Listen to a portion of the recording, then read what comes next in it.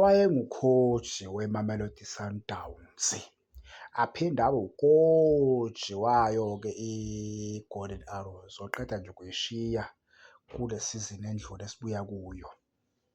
Ekhuluma lapha ku-Radio 2000, uthi-ke bekuyisifiso sakhe esikhulu ukuthi eze lapha kwiBafana, and i-Kaizer Chiefs impela ibikulungele ukuthi noma besi-ready ukuthi imu-announce as u-coach wayo wale season le eku-2026 kuya ku-2027.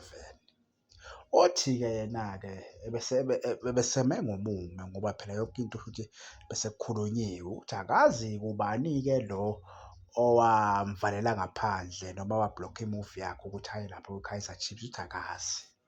Yabo, uthi akazi ngoba yena vele ebesazi ukuthi vele yena usewukhoji wayo iBafana.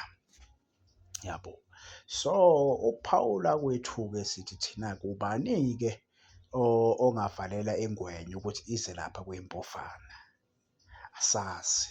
Kodwa yena ukukhiphile ngombaba ngomlomo wakhe wathi-ke lento yenziwe ukuthi egcine engasayi kwi-Kaizer Chiefs. Ngicabanga ukuthi i-Kaizer Chiefs-ke ukuya kwayo ku-Fernando Cruz futhi kwase kuyi-second option.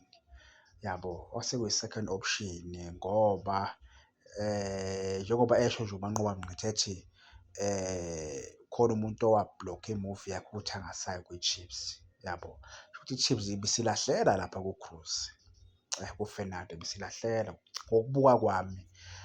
Futhi umuntu nje eyayifuna nje ukumbeka kwakunguye lo uManqoba Mnqitha. Njengoba nanazi-ke ukuthi ey'nkulumeni vele nje noma ku-social media vele ama-rumour ayekhomba yona le ngwenya le ukuthi engaba ukhoji we-Kaizer Chiefs. Hhayi vele maybe kwakungo-70% chance impela ukuthi engaba ukhoji wayo i-Kaizer Chiefs. Shuthi nje kwajika endleleni-ke ukuthi igcine ingasenzekanga leyo move leyo, njengoba kusho kwakhe ukuthi khona umuntu owaba nesandla semfene ukuthi igcine ingenzeki lowo move. Ukuthi ubani-ke asazi, yabo.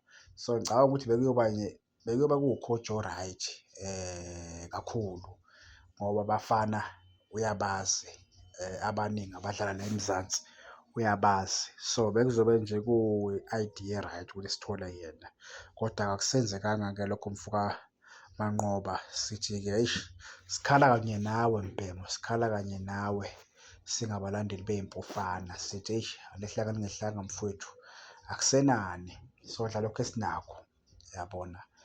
Sesobona-ke kwesizini ukuthi lona lo baba lo abasilethele yena-ke umisa kanjani ngoba ngicabanga ukuthi bayibheda naye bayomfaka isicathulo, bayomkhipha, yabo, bayomkhipha. Sazi-ke ukuthi ekumkhipheni kwabo uma kuthi ubhedile bayoletha bani, kodwa bekuyisifiso sethu-ke siyiMpofana ukuthi kubuye wena-ke uzothatha mhlampe iy'ngxoxo lezo oy'shoyo zobe sezingcono, asazi. Hhayi, nibe nobusuku obuhle-ke y'ngane zakwethu, umkhonza lo.